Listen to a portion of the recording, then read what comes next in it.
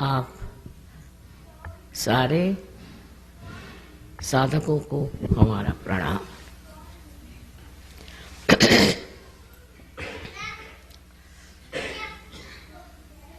हम मंदिरों में जाते हैं भगवान के दर्शन करने और चाहते हैं कि हमें वो प्राप्त हो। इतना ही नहीं, हमारे अंदर अनेक इच्छाएं होती हैं जो हम सोचते हैं कि परमात्मा परिपूर्ण कर देंगे। ऐसी अनेक कारणों से हम मंदिरों में जाते हैं कि वहाँ का वातावरण हमें शांति दे और समाधान दे। ये बात तो सही है कि ये सब चीज़ें घटित हो सकती और इसीलिए मंदिर बनाए गए हैं, लेकिन इससे भी आगे कुछ जाने का और कुछ पाने का है, और इसका मूल तत्व भी हमारे हिंदू शास्त्रों में लिखा हुआ। लेकिन जब हम कुछ पढ़ते हैं तो उसके अंदर छिपा हुआ अर्थ हम नहीं समझ पाते कभी कभी। अभी आज अच्छा है कि कृष्ण के मंदिर में ही आपने मुझे बुलाया, क्योंकि कृष्ण भी बड़ा महत्वपूर्ण स्थान। हमारे कुंडलिनी के जागरण की जो हम बात करते हैं उसमें कृष्ण का स्थान बहुत ऊंचा है। उनके बगैर तो कुछ काम ही नहीं हो सकता। उनका स्थान हमारे अंदर, यहाँ पीठ के पीछे में कहना चाहिए, गर्दन के नीचे, इस जगह उनका स्थान है। अब ये बात है या नहीं, ये हम जो बात कर रहे हैं सच है या नहीं, इसकी भी आपको प्रचिति होनी चाहिए। क्योंकि हम कह रहे हैं इसलिए आपको मान नहीं लेना चाहिए। और इसी वजह से हम सहयोग में जब आते हैं तब ये होता है कि हमारे अंदर बसी हुई ये शक्ति जो त्रिकोणाकार अस्थि में है, जिसको हम कुंडलिनी कहते हैं, ये सारा शास्त्रों में लिखा हुआ है, ये कोई हम ही कह रहे ऐसी बात नहीं। इसका जब जागरण होता तो वो 6 चक्रों में से गुजर करके 7वां चक्र कुंडलिनी के नीचे होता है श्री गणेश जी का, और 6 चक्रों में से गुजर करके और हमारे ब्रह्मरंध्र को छेदती है, जो यहाँ पर सर पे, जिसको अंग्रेजी में फॉन्टेनेल बोन कहते हैं, उसमें से छेद करके चारों तरफ फैली परमात्मा की जो प्रेम शक्ति है, कार्य शक्ति है, जिसे संस्कृत में परम चैतन्य कहते हैं, उससे एकाकारिता प्राप्त करती है। जब यह घटना घटित हो जाती है तब हमारा संबंध उस परम शक्ति के साथ हो जाता है। उससे पहले जो भी हम कर रहे हैं इसलिए कि हम परमात्मा को याद रखें, धर्म को याद रखें, सही रास्ते पर चलें। पर ये सब करने के बाद आगे क्या? कल आपके बच्चे पूछेंगे कि ये सब क्यों करते हो, इससे क्या फ़ायदा है? और इसका फ़ायदा तभी पता चलेगा जब आपकी कुंडलिनी का जागरण हो करके चारों तरफ फैली इस प्रेम शक्ति से एकाकारता प्राप्त करें। और इसको सहज इसलिए कहा जाता कि ये बिल्कुल ही सहज है। सहज तो आप जानते ही हैं मतलब क्या है, पर इसका और मतलब है विश्लेषण से कि सह माने साथ, जो माने पैदा हो।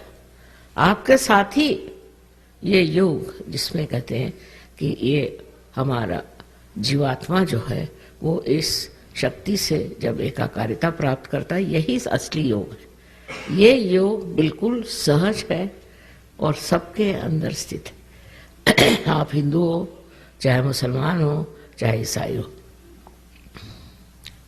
चाहे आप काले गोरे कुछ भी हो, ये कुंडलिनी शक्ति सबके अंदर स्थित है। तब हम लोग अलग अलग कैसे कह सकते हैं? ये जरूर है कि हमारा भारतीय कल्चर बहुत ऊंचा है, इसमें कोई अपने संस्कृति की विशेषता है, और उस संस्कृति के वजह से हम लोग एक कायदे के तरीके से चलते हैं। पर तो भी उसका अंत जब तक हम नहीं प्राप्त करेंगे हमें सुख नहीं मिल सकता, आनंद नहीं मिल सकता, और जो कुछ भी हमें वचन दिए गए हैं वो हो नहीं सकता। इसका जागरण करना कोई कठिन काम नहीं था, लेकिन पहले जमाने में ऐसा देखा गया कि इस तरह की कोई प्रणाली थी, इस तरह की कोई परंपरा थी कि उस परंपरा के कारण एक इंसान को ही कोई जागरूक करता था। एक ही आदमी उस दशा में जाता था। मुझे लगता हो सकता है उस वक़्त लोगों को ये भी डर हो कि कोई जागरूकतावस्था में चला जाए तो उसको सब लोग सताएंगे। आपने सुना होगा कि हमारे देश में जहाँ इतनी भारतीय संस्कृति है, किस तरह से हर एक अवतरण को भी और हर एक परमात्मा के भक्तों को भी, इतना ही नहीं पर संतों को भी लोगों ने बहुत सताया। और पता नहीं क्यों सताते थे, मेरी समझ में नहीं आता है कि ऐसी सताने की ज़रूरत क्या थी, पर कुछ ऐसा हो जाता था स्वभावतः कि वो लोग संसार में रहने लायक नहीं रहते। आपने ज्ञानेश्वर जी के बारे में भी सुना होगा कि इनको इतना सताया कि 23 साल की उम्र में उन्होंने अपनी समाधि ले ली। जीते जागते 23 साल की उम्र में उन्होंने अपनी समाधि ले ली। इतना हम लोगों ने उन्हें सताया। उसके कारण ये थी कि मनुष्य समझ ही नहीं पाता था कि ये जो सूक्ष्म बात कहते हैं इसमें कोई अर्थ है। और इसलिए इस तरह की बहुत सी घटनाएं अपने देश में भी हुई कि लज्जाजनक है। हम लोगों ने संत साधुओं को बहुत सताया, बहुत छला क्योंकि वो प्रेम में रत रहते। उनका विश्वास तो था ही, भयंकर जबरदस्त था, और वो प्रेम में रत रहते थे।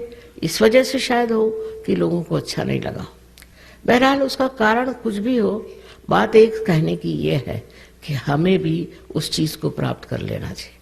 आज समाज में सहयोग 72 देशों में चल रहा है, तो ऐसी कोई समस्या खड़ी नहीं होगी जब आप संत हो जाएंगे तो आपको कोई तकलीफ होगी। पर संत होने के लिए कोई चीज़ छोड़ना छाड़ना ये गलत बात है। कि जैसे बुद्ध धर्म आने पर लोगों ने ये शुरू करी चीज़, लेकिन तब आदि शंकराचार्य 6ठी शताब्दी में आए और उन्होंने कहा सब बेकार चीज़ें हैं। खुद उन्होंने संन्यास लिया था क्योंकि उन्हें कार्य करना था, पर उन्होंने कहा इस तरह का संन्यास लेना, इस तरह के कपड़े पहनना, इसलिए जो बुद्ध मार्ग है वो सब गलत है। आप अपने ही घर में बैठ के अपने ही हालत में इसको प्राप्त कर सकते हैं। उन्होंने सबसे ज़्यादा सहयोग पर लिखा और उन्होंने ये कहा कि जब आप इसको प्राप्त करते हैं, जब आपके अंदर ये घटना घटित होती है तो ठंडी ठंडी आवाज़, सलीलम सलीलम, ये शब्द उन्होंने लगाया। और इस तरह से उन्होंने कहा कि हमारे अंदर इस तरह से ये घटित होने के बाद धीरे धीरे सलीलम सलीलम, ये परमात्मा की जो चैतन्य शक्ति है अंदर बहना शुरू हो जाती है। सबसे ज़्यादा आदि शंकराचार्य जिन्होंने कि अपने हिंदू धर्म को स्थापित किया, फिर से स्थापित किया, उन्होंने इस पर इतना कुछ लिखा, पर कोई विचार ही नहीं करता, उधर ध्यान नहीं देता। और उन्होंने ये जो हम जिसे अंग्रेजी में वे लोग वाइब्रेशंस कहते हैं, उसको स्पंद शब्द लगा। स्पंद, हृदय में स्पंद होता है ना, हृदय का स्पंद, ऐसे ही उनका ये स्पंद हाथ से बहता है। ये सब घटित होना चाहिए अगर हम उनको मानते हैं तो। और अगर हम हिंदू धर्म को मानते हैं तो आदि शंकराचार्य को पहले मानना चाहिए। वो बड़े भारी देवी भक्त थे, ये तो बात है, और हम लोग सभी देवी भक्त हैं। और इसकी वजह ये हुई मेरे ख्याल के उसके बाद किसी ने इधर ध्यान ही नहीं दिया, किसी ने कहा नहीं, और दुनिया भर की चीज़ें कहना शुरू कर दी कि कुंडलिनी के जागरण से ये नुकसान होता है, वो नुकसान होता है, ये तकलीफ होती है, वो तकलीफ होती है। ये बिल्कुल झूठ, सरासर झूठ बात है। ऐसे कुछ नहीं होता। जिस परमात्मा ने आपको बनाया, मनुष्य बनाया, उनकी खुद की इच्छा है कि आप इसको प्राप्त करें। और ये आपकी स्वयं की माँ, अपनी अकेली माँ है, आपकी माँ है, और आपके बारे में सब कुछ जानती है। आपसे कुछ गलतियाँ भी हुई होंगी, आप में कुछ आकांक्षाएं रही होंगी, आप चाहते होंगे कि हम ये बन जाए, कुछ स्वप्न रहे होंगे। उनको पूरित करने के लिए ये लालायित है कि आपको अपना दूसरा जन्म प्राप्त हो, और ये देना चाहती है। वो आपको कैसे तकलीफ देगी? जब आप पैदा हुए थे तो सारी तकलीफें तो माँ ने ही उठाई थी, आपने कुछ उठाई थी क्या? इस तरह की गलत सलत बातें, धारणाएं फैला करके लोगों को और भी वंचित कर दिया, हटा दिया गया कि असलियत के।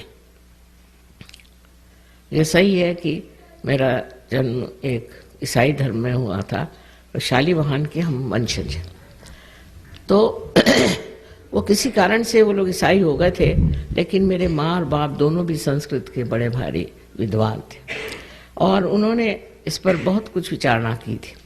उनका कोई धर्म छोड़ने की बात ही नहीं है। असल में बात ये कि जो धर्म का बड़ा धर्म है, जिसे हम स्वधर्म कहते हैं। शिवाजी महाराज ने कहा था कि अपना स्वधर्म बढ़ाइए, स्वधर्म बढ़ाइए। स्व क्या? स्व आपकी आत्मा है, और उसका धर्म बढ़ाने को शिवाजी महाराज कह गए थे। उस स्वधर्म की बात ही हमारे माता पिता ने कहा था कि सबका स्वधर्म बढ़ाओ। उसमें ये सब चीजें कि हम ये हैं, हम वो हैं, वो खत्म होके हम विश्वव्यापी हो जाते। हम विश्वव्यापी हैं। हमें किसी ने ये नहीं बताया कि आप सीमित रहें।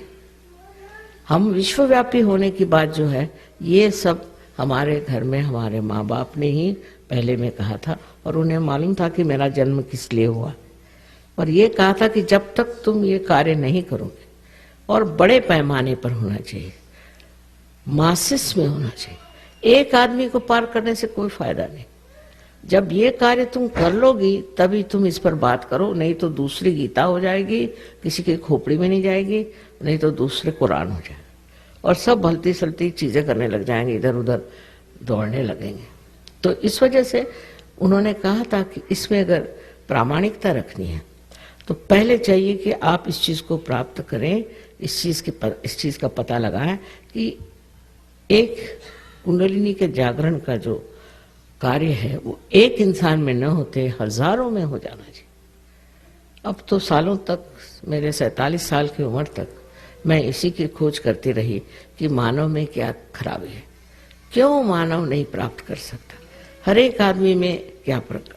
मेरे फादर पुराने बहुत देशभक्त थे, और उनका संबंध बहुत सारे लोगों से आता था। वो पार्लियामेंट के मेंबर थे, कॉन्स्टिट्यूएंट असेंबली के मेंबर थे, और उनके साथ रहने से मुझे लोगों से बहुत संबंध आता था। बहुत सामाजिक होने की वजह से लोगों से संबंध आता, और मैं देखती थी कि इनमें क्या दोष है, क्यों इनकी कुंडलिनी नहीं जागृत हो सकती। उसके बाद मेरे पति भी ऐसे नौकरी पर रहे और ऐसी जगहों पर रहे कि वहाँ भी बड़ा सामाजिक जीवन था। उस जीवन में मैंने यही खोज लगाने की कोशिश की कि मानव में ऐसी कौन सी बात है जिस वजह से मानव इसे प्राप्त नहीं कर सकता। बाद में जब मुझे पता चला कि इस तरह के मेल जोल से ये चीज़ बन सकती है, तो मैंने ये काम 1970 साल में शुरू किया। 1970 में सिर्फ एक स्त्री हमारी शिष्या बन के आई थी, वो नहीं रहे, काफ़ी उम्र थी उनकी, लेकिन उसके बाद 12 लोग हो गए। उसके बाद में करते करते आज आप देख रहे हैं कि 72 देशों में सहयोग बहुत फैल गया। सबसे तो कमाल है हिंदुस्तान में है, इसमें मुझे विशिष्टता नहीं लगती, क्योंकि हमारा धरोहर ही है, ये हमने पहले ही से प्राप्त किया हुआ। हिंदुस्तान में लाखों लोग हैं, उसको मैं विशेष बात इतना नहीं समझती, पर रशिया में जिन्होंने कभी भगवान का नाम नहीं सुना, कोई मंदिर में नहीं गए, कोई मतलब ही नहीं रहा, ये लोग वो भी लाखों में, ये कैसे हुआ? तो मेरे ख्याल से ये जो वहाँ समाजवाद था, कम्युनिज्म था, उसकी वजह से लोग बहुत दबाए गए, इतने दबोचे गए, कोई किसी तरह की स्वतंत्रता नहीं रही। उसकी वजह से वो लोग सब अंदर ही अंदर, अपने अंदर ही अंदर खोजते रहे। मैं जब उनके कोई लेखक पढ़ती हूँ, जैसे टॉल्स्टॉय थे वगैरह, सब में मैं देखती हूँ कि अंदर ही अंदर अपने मन को जांच करने की उनकी प्रवृत्ति है, और वहाँ पर एकदम से ही सहयोग इतने जोरों में फैल गया, इतने जोरों में फैला कि हम लोगों को समझ नहीं आ रहा था कि इसको संभाले कैसे, क्योंकि कोई रशियन तो था नहीं हमारे साथ। फिर एक रशियन को लाए, उसको सिखाया सहयोग क्या है, और चिट्ठियों पे चिट्ठियाँ और पूछताछ इतनी कि माँ अब हमें आगे क्या करना है बताओ। अब इस देश में क्या है, इन देशों में स्वतंत्रता मिली। अब स्वतंत्रता का मतलब ना स्व का तंत्र, स्व माने आत्मा का तंत्र जानो, तब आप समझ पाओगे, नहीं तो उसके बगैर की स्वतंत्रता है, हर तरह की आगे आ जाइए कहने। तो मैं आपसे स्वधर्म की बात कर रही थी। स्व माने आप खुद, लेकिन आप क्या हैं आपको पता ही नहीं। आप बाह्य से जानते हैं, पर अंदर से आप क्या हैं ये कुछ आप जानते नहीं। इसलिए आपके आत्मा की जागृति होनी चाहिए। आत्मा जो है आपके चित्त आने चाहिए, चित्त में आना चाहिए। जब वो आएगा तभी आप अपने को जानिएगा। अभी तक आप अपने को जानते ही नहीं हैं, तो आप जब कहते हैं मैं ये करता हूँ, मैं, तो ये मैं है कौन, इसका तो पता लगना चाहिए कि मैं कौन है। और जब इस मैं का पता चलता है तो हैरान ही होते हैं कि हम जैसे कोई एक बूंद सागर में मिल जाता है, उस तरह से हम पूर्णतया लुप्त हो जाते, उस सागर में, उस प्रेम के सागर में लुप्त हो जाते। और वही सागर, वही परम चैतन्य हमें सब कुछ देता है। हमारी सब आकांक्षाएं पूरी हो जाती हैं, हमारे सब जिसको कहते हैं प्रश्न हैं वो सब छूट जाते हैं। ये करने की उन्हीं में शक्ति है, हमारे अंदर शक्ति नहीं। हम तो सोच सोच के पगला जाएंगे, कार्य नहीं होता। हर तरह की चीज उसमें ठीक होती। आपको अब जैसे बहुत सी चीजें हैं, अब जैसे सामने श्री कृष्ण का वो समय है जबकि उन्होंने युद्ध में क्या बात करी थी गीता, उसको भी समझने के लिए मेरे ख्याल से जब तक आपका स्वधर्म जागृत नहीं होगा आप समझ नहीं पाए। पहली बात है कि कृष्ण ने कहा भक्ति में कि पुष्पम फलम तोयम, तुम कुछ भी हमें दो तो वो हम स्वीकार कर लें। और देखिए शब्दों में खेले, क्योंकि जरा वो जानते थे कि मनुष्य महामूर्ख है तो उसको शब्दों में खिलाना चाहिए। मेरे जैसे सीधी सादी बात नहीं करते थे, जरा गोल घुमा के करते थे। तो कहते कि मिलेगा क्या, मिलेगा तब जब आप में अनन्य भक्ति हो। अब पता अनन्य शब्द पे खेल गए, वो साधारण मनुष्य नहीं समझ सकता अनन्य खेल क्या होता। अनन्य ऐसा है जब दूसरा नहीं रह जाए। अनन्य माने परमेश्वर से जब आपकी एकाकारिता स्थापित, उस अनन्यता में ही तुम्हें भक्ति फलीभूत हो। नहीं तो आप गा रहे हैं, चीख रहे हैं, चिल्ला रहे हैं, सुनने वाला कोई नहीं, कनेक्शन ही नहीं हुआ। तो ये संबंध, ये योग हुए बगैर अनन्य भक्ति नहीं हो सकती।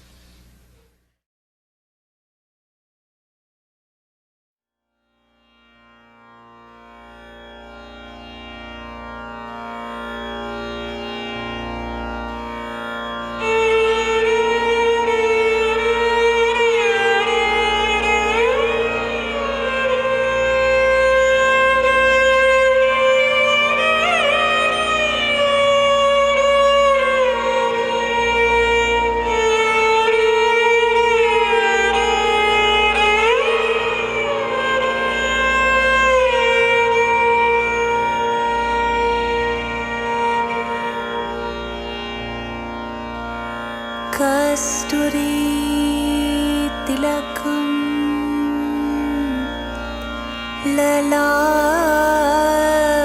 ललाटपटले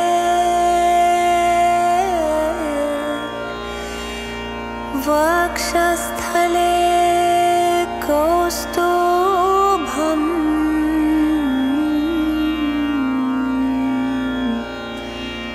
नासाग्रे नवमोतिकं करतले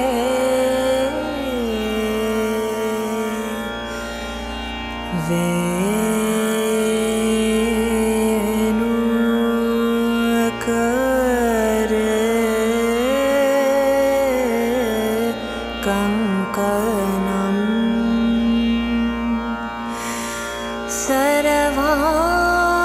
सर्वांगे सर्वांगे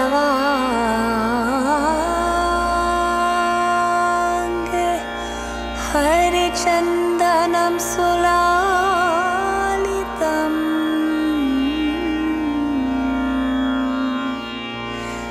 कन्ते च मुक्ता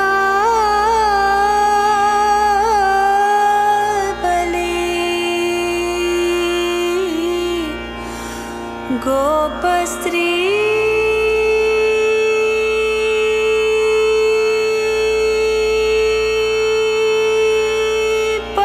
परिवेष्टितो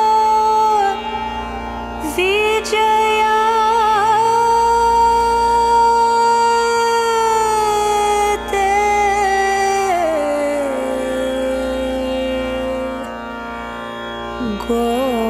गोपाल छोरा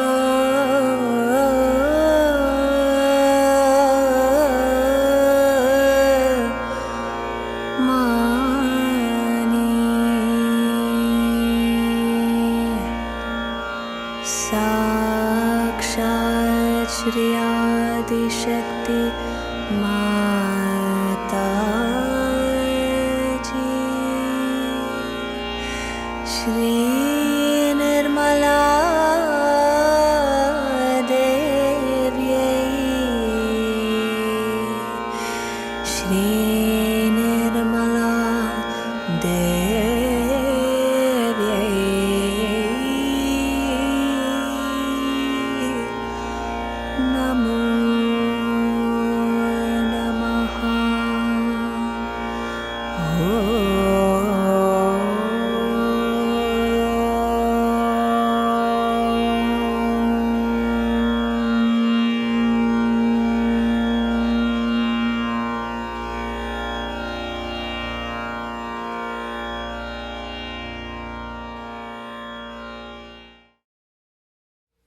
फिर दूसरा खेल वो खेल गए कि कर्मण्येवाधिकारस्ते, तुम कर्म करते रहो और फल की आशा नहीं करो। कर्म करते रहो, कर्म करते रहो, तो एक चरण पे आप पहुंचकर आपको लगेगा कि मैं कर्म ही कर रहा हूं और कुछ उसका मुझे समझ ही नहीं आ रही है क्या। जब आप परास्त हो जाएंगे तब फिर सोचेंगे क्या बात है, तब सोच विचार आएगा कि भाई क्या बात है, मैं तो कर्म कर रहा हूं और फल की अपेक्षा नहीं कर रहा हूं। अब ये बात सोच लेना कि मैं फल की अपेक्षा नहीं कर रहा हूं अशक्य है। ये तो हम अपने को भुलावे में रखते हैं कि हमें फल से कोई मतलब नहीं, चाहे हम कर्म करें कुछ भी, हमें फल से कोई मतलब नहीं। अब ये कृष्ण की समझ है, श्री कृष्ण की समझ जो है उस हिसाब से कि मनुष्य जो है उसको सीधे साधे नहीं समझाना चाहिए, उल्टे समझाओ कि हाँ तुम फल की अपेक्षा नहीं करते हो, कर्म करो। ऐसा कर्म कर ही नहीं सकता मनुष्य। जब भी कोई कर्म करेगा तो फल की अपेक्षा ही करेगा। ऐसा भी कोई मनुष्य है जो फल की अपेक्षा नहीं करता।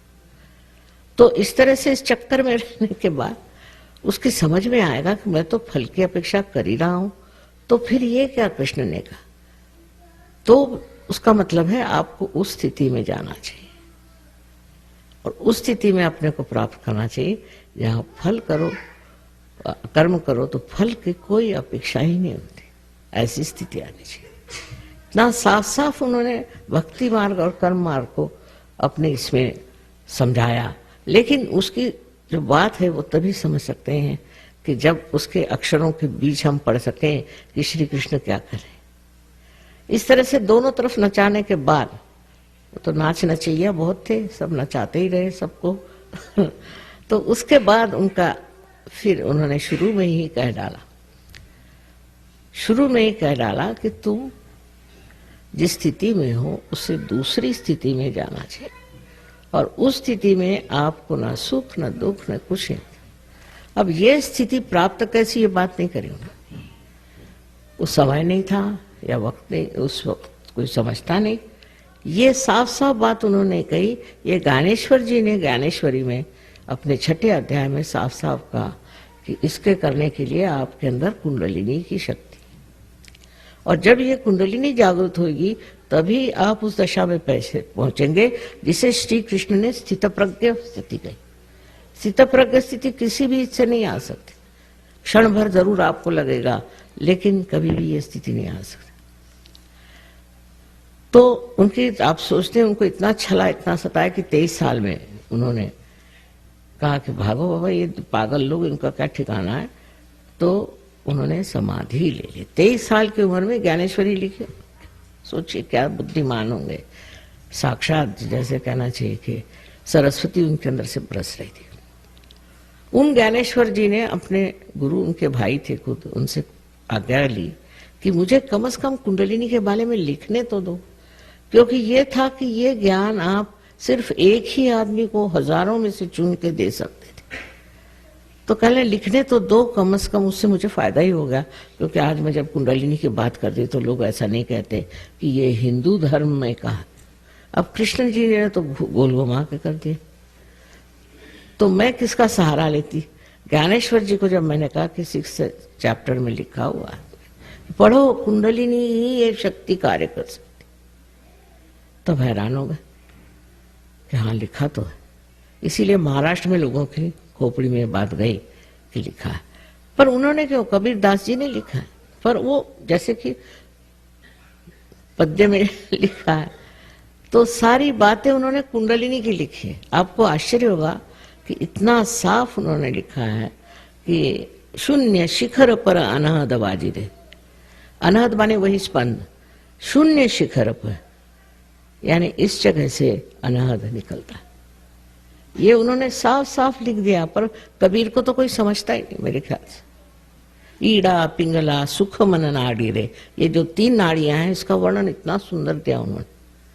पर वो कुछ तो भी कहते वक्त को काव्य में कुछ समझा कर कहते थे। जैसे उन्होंने कहा कि सैया निकस गए मैं ना लड़ी थी, तो हमारे लखनऊ वाले सोचते सैया माने प्रिय कर,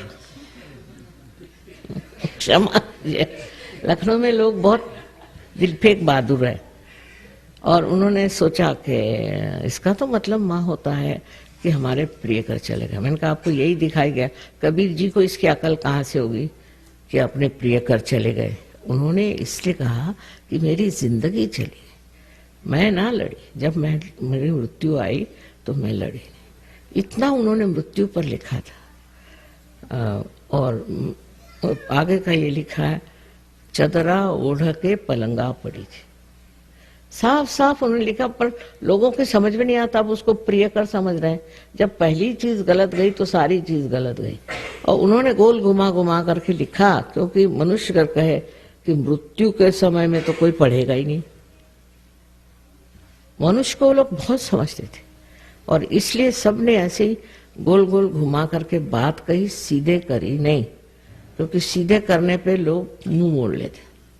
लेकिन मैं तो माँ हूं, माँ से कोई मुंह नहीं मोड़ता। और प्यार की जब आप वर्षा होती है तो कोई बुरा नहीं मानता, जो भी बात कहे आपके भलाई के लिए और अच्छाई के लिए।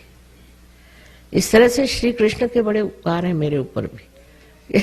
उन्होंने इस तरह से लोगों को समझा दिया कि वो इस पर बैठे रहे। पहले ही चैप्टर में देखिए, कोई दुकानदार होता सबसे पहले अच्छी बात नहीं बताएगा, सबसे पहले सबसे हल्का दाम, फिर उससे अच्छा, फिर उससे अच्छा। लेकिन वो दुकानदार नहीं थे, तो उन सबसे पहले बताता कि स्थितप्रज्ञ हो जाए, स्थितप्रज्ञ हो जाइए। होंगे कैसे, इस पर उन्होंने जो विश्लेषण किया है वो भी बड़ा मजेदार है। अब मैंने इसमें यही सोचा कि मनुष्य को सीधे सीधे सादी बात कह दो, और अगर आप उनको जागरण ही दे दो तो फिर उसके बाद बात ही क्या होनी, फिर उसके बाद कोई सवाल नहीं। अब कल भी वहां बहुत से लोग थे, हिंदुस्तानी खासकर, बहुत मुझसे सवाल पूछ रहे थे। पढ़े लिखे होंगे, कुछ थोड़ा बहुत जानते भी होंगे, तो हिंदुस्तानी ज्यादा सवाल पूछ रहे थे, और यहाँ के लोग नहीं, यहाँ के चुपचाप बैठे सुन रहे थे कि माँ क्या। जब उन्होंने सवाल पूछा, सब खत्म हुआ, मैंने कहा अब लोग जाने लगे, अब सवाल बंद करिए। तब सवाल बंद हुए और तब जागरण का कार्य हो। तो ये सवाल जवाब की बात नहीं है, ये पाने की बात है। आप मंदिर में आए, आपने सब कुछ किया, इतना सुंदर बनाया मंदिर, सब कुछ है, लेकिन आपने प्राप्त किया क्या? स्थितप्रज्ञता नहीं प्राप्त। इस चीज को समझ लेना चाहिए। तो इसमें मंदिर का दोष नहीं है, आपका दोष है कि आपने उस चीज को अभी तक प्राप्त करने की चेष्टा नहीं की, उसको किसी ने दिया ही नहीं या हुआ ही नहीं, वो बातचीत ही नहीं। और उसके बाद आप देखिए क्या हाल आपका हाल हो जाता है। अभी यहाँ पर बहुत सारे हिंदुस्तानी आए हुए हैं, और हमारे यहाँ बहुत से सहयोगी भी हिंदुस्तानी हैं। उनका जीवन ही बदल गया, हर तरह से, हर मामले पर वो ठीक हो गए। तो उसी तरह आप सबको ये प्राप्त हो, क्योंकि आप सबको बिल्कुल इसकी पूर्णतया अधिकार है। हर एक आदमी को ये अधिकार है कि इस चीज को प्राप्त करे।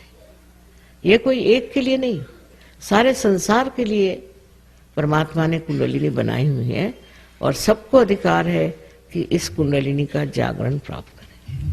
अब जब इन चक्रों में से देखिए, आप यहाँ पर बनाए हुए हैं, इसमें से जब 6 चक्रों में से जब कुंडलिनी गुजरती है तो इन सारे चक्रों को वो प्लावित करती है, प्लावित करती है, और जिसको अंग्रेजी में नरिश कहते हैं।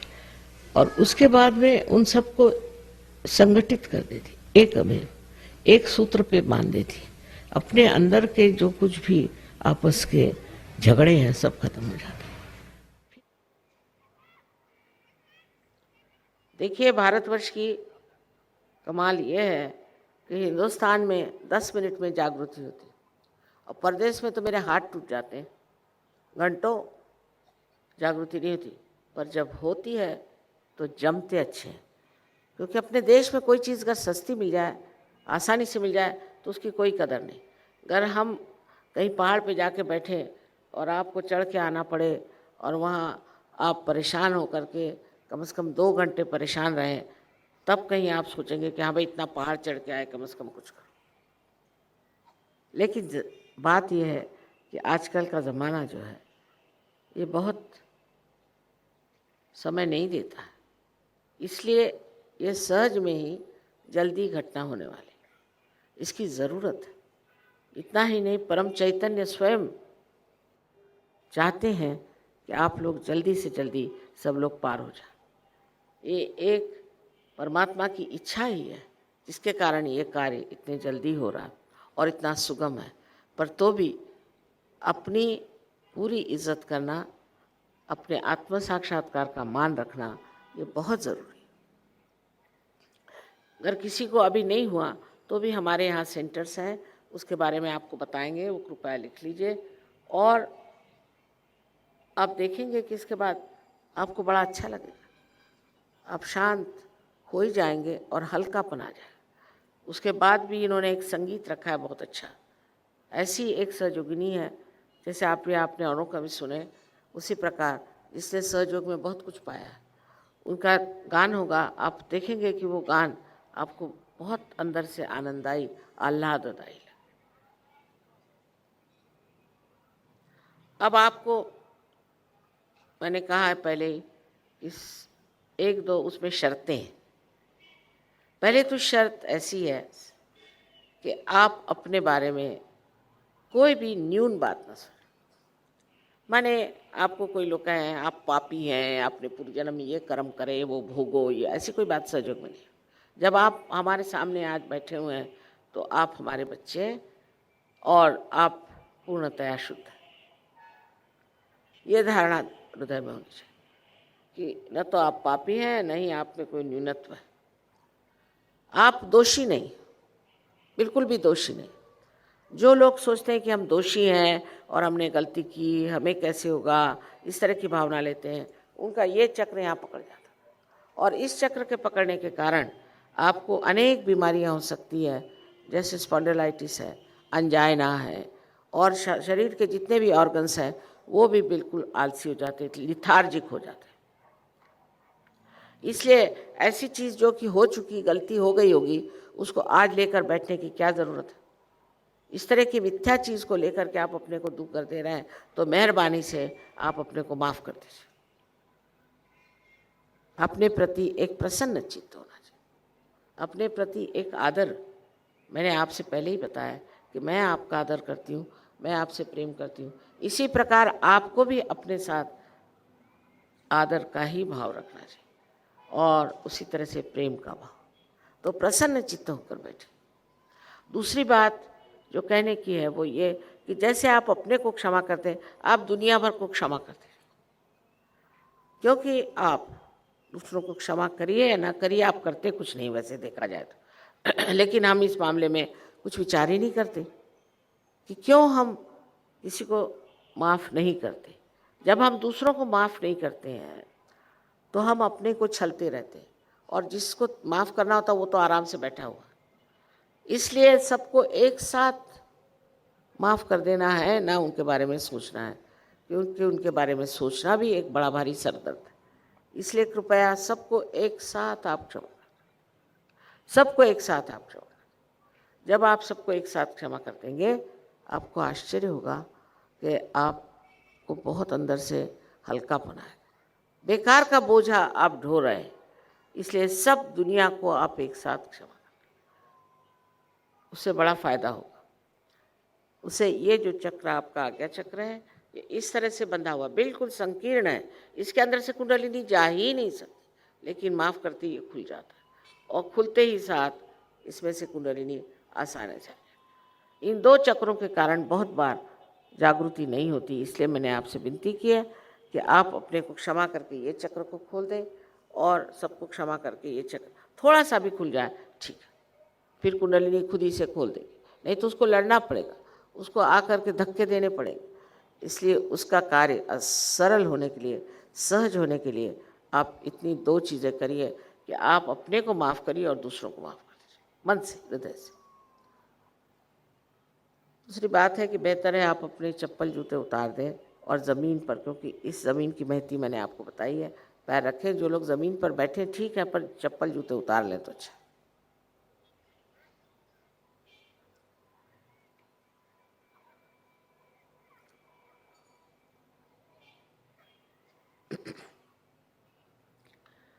अब मैंने आपसे कहा था कि इन 5 उंगलियां, 6 और 7 यहाँ चक्र हैं और यहाँ पे 6-7 चक्र हैं, ये सिंपैथेटिक नर्वस एंडिंग्स हैं। तो दोनों हाथ इस तरह से आप मेरे ओर करें, दोनों हाथ।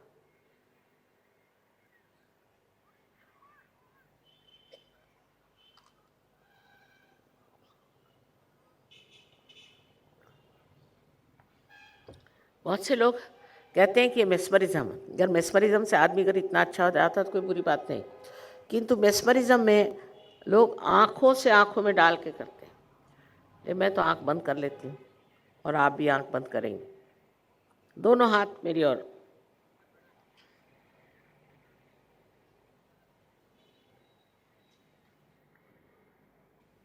अब सर को थोड़ा नीचे झुका करके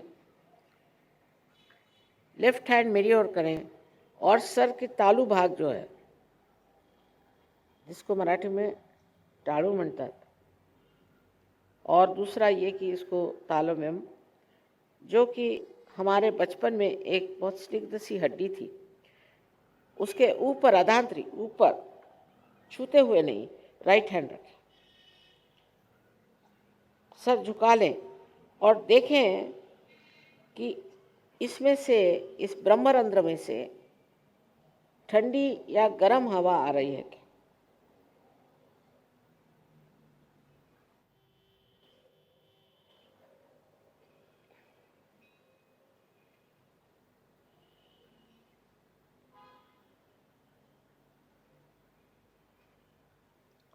शंका नहीं करने की।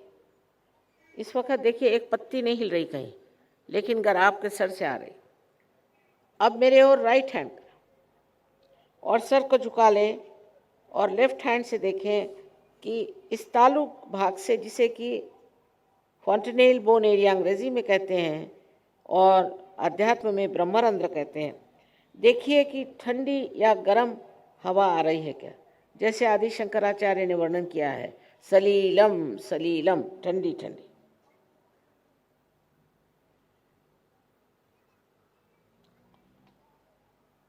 अब फिर से लेफ्ट हैंड मेरी ओर करें और राइट हैंड फिर से तालू में रखें।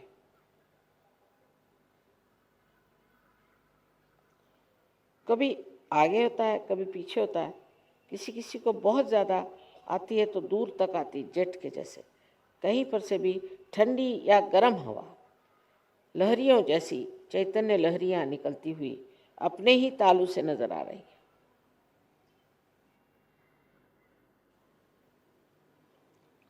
अब दोनों हाथ मेरी ओर फिर से किया जाए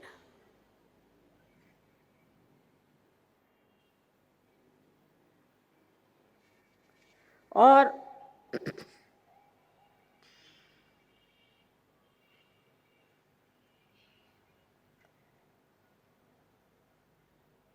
अगर ये इसमें से गर्म हवा आ रही थी तो इसका मतलब ये है कि आपने माफ़ नहीं किया अपने को या दूसरों को, आपने माफ़ नहीं किया। इस वक्त आप मन से कहो कि मैंने सबको माफ़ कर दिया, मन से। अब देखिए हाथ में ठंडी या गर्म हवा आ रही है।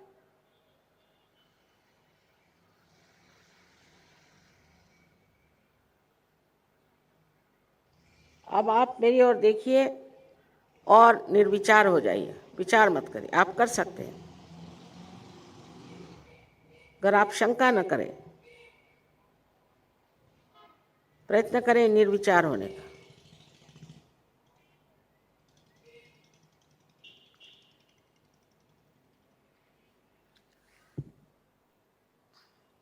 अब दोनों हाथ आकाश की ओर और सर पीछे कर, और एक प्रश्न पूछे 3 बार, सर पीछे करके आकाश की ओर देखें। आप मुझे माँ कहिए चाहे श्री माता जी कहिए, श्री माता जी ये परम चैतन्य है क्या? ऐसे 3 बार प्रश्न करें। अब ठंडी ठंडी हवा अगर आने लग गई तो 3 बार कहिए कि यही परम चैतन्य है।